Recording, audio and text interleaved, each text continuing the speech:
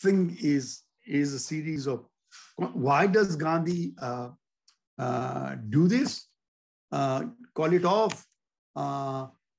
As he says, again, we have to go back to what he says, that this is not only the favorite word is normally used, egregious violence. That was the term used by Justice Chandrachud to write about the Ayodhya judgment. But that it become widespread. And I guess, and I think, you should really get hold of Sourav, who knows everything about Gandhi and can kind of, go behind his words. Is that, in fact, Gandhi says, I had a signal. I didn't take care of this ominous widening, and this is the kind of scale of violence rather than only violence that tips the scale, because that's how Gandhi sees it. And to that extent, it shows a kind of a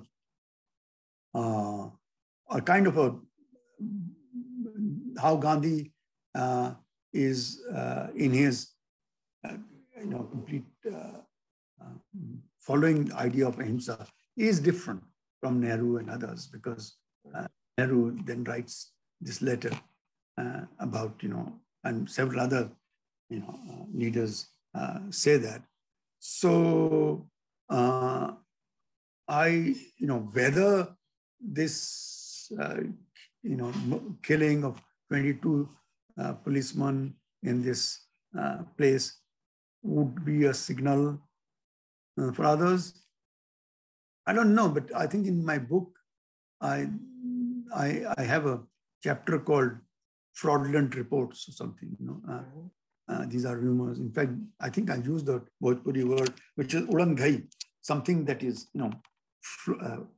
flying in the air.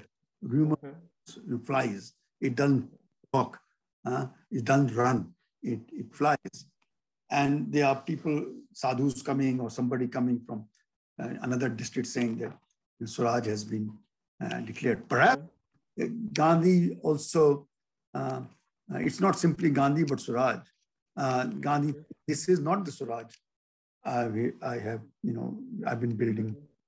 And if it was just violence, pure and simple, Gandhi would have still called off. But the fact that this is how is thought of very sensibly by these people, because that means, defying the police, or as it says, not today, we also, when leaders give a bhashan, they say, CID wale note kar liye, meaning that I know that the state wants to record, so I'm putting it on the record. So, you can have all the knowledge you want to have about us.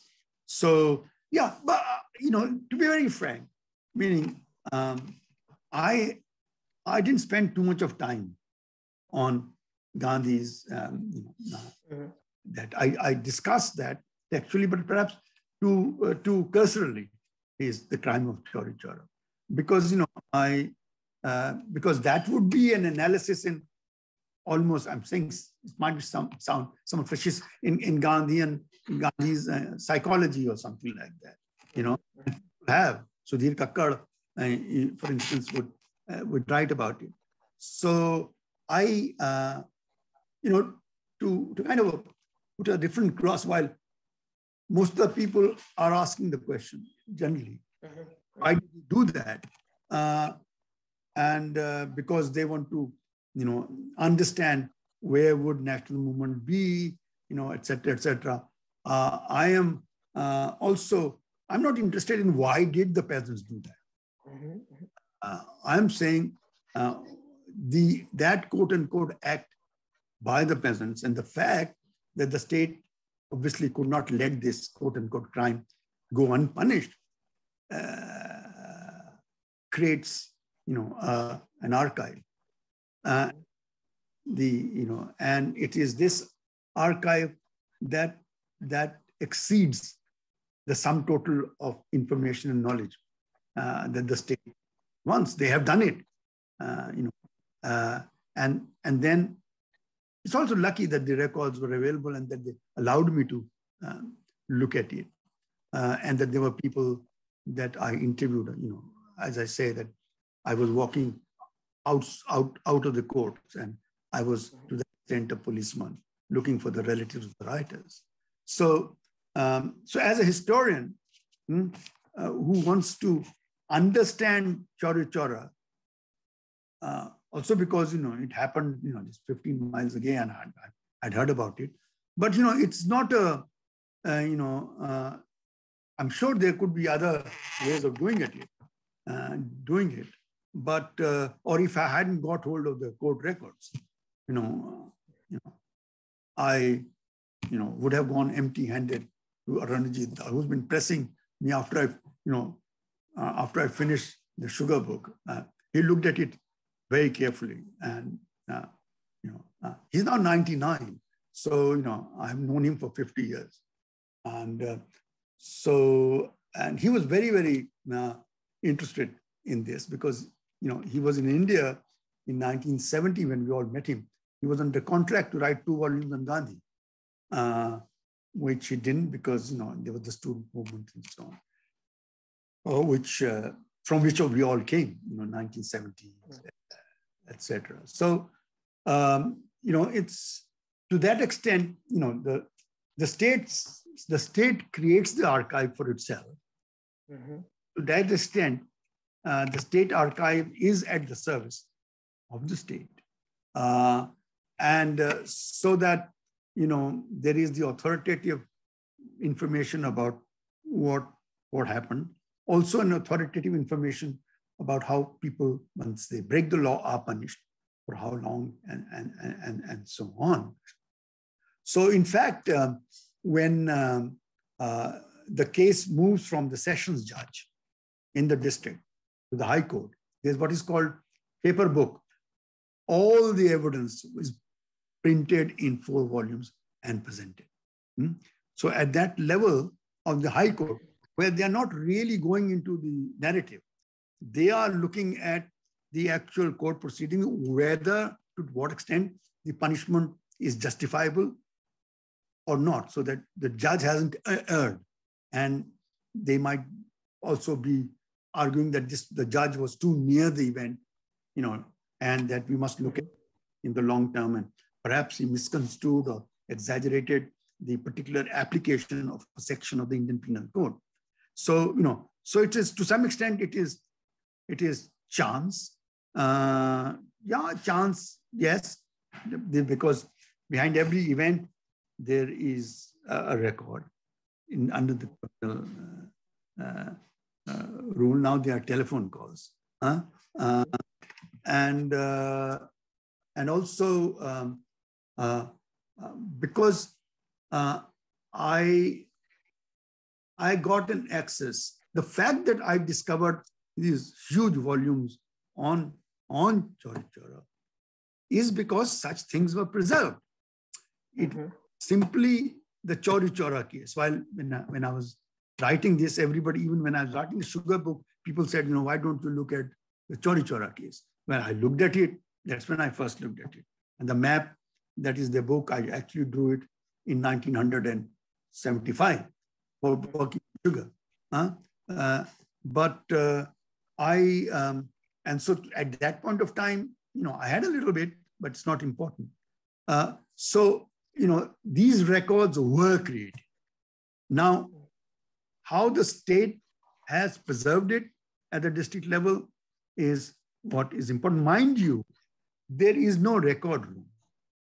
There's a record room, but there is no provision for people other than the aggrieved parties to come and inspect the records. There is no place for historians to actually, look at these records, because that idea of the records by the state are for the state historians. That only when these records are selected for a particular importance to be then lodged in the UP State Archives. So it was not there, and so it is also chance. I had to fill a 2 rupee stamp paper form that I want to inspect records, not research, inspect. And the idea of the inspect is I want to find out whether the punishment, what was the exact punishment, or what did exactly did my great grandfather say. So I'm an interested party, and I'm inspecting it for that. So to that extent, the state at the local level, unless you wriggle your way through, is not opening these records. But if they are not open, so to that extent, there is a certain amount of chance. No amount of theoretical working and no amount of reading Foucault or whatever it is would have helped me write this book, unless the sessions judge, through some connection, had written, please allow, and that I do that as an excuse to show up every time and show to the next session judge as precedent. So, and also the fact that I carried on, it was bloody hot, in June or the 75. And just the sheer perseverance, that's all historians have to do that. Convince these guys that, look, and we started talking, and so there's a story I would like to tell you. So there is a big table where these guys, young guys, are sitting, writing down, and they have particular sections of the record room assigned to them. So if somebody comes, I want to look at their records for this Pargana or this Tehsil, this guy who's in charge knows it, and he will go and get it. Obviously, nothing happens in India without greasing the palms. So I was sitting, so hot, I also took out my kurta, and I was sitting in pajama and banyan there, writing furiously. And suddenly, a 1 rupee coin dropped at my desk. I said, what's this? They said, look, sometimes one guy gets a lot of chance to get a lot of records, so he earns more. Sometimes the other gets. So there's one standard charge of 10 rupees. And whoever is among us gets it. So the guy also thought that I was part of, this clerical establishment. Because I'd been coming, every day. So, there is, a way. Normally, it's the anthropologists who tell you, how did they gain access to the village and how they stayed and so on and so forth. But, for historians, also that's the case till when I started working in the National Archives, that's all right. But when I went to the State Archives, every day's notes had to be surrendered. So that the director in charge would see if there is anything which is dangerous. And normally they will say, suppose there is a case and there's a local family and there is something that they did in the past. We don't want that to create, problems. But it was, so the state makes these records available to itself. Basically, that's what a record room is. The record room is where earlier knowledge by the state is kept for ready reference. Then it is decided at some level that it should be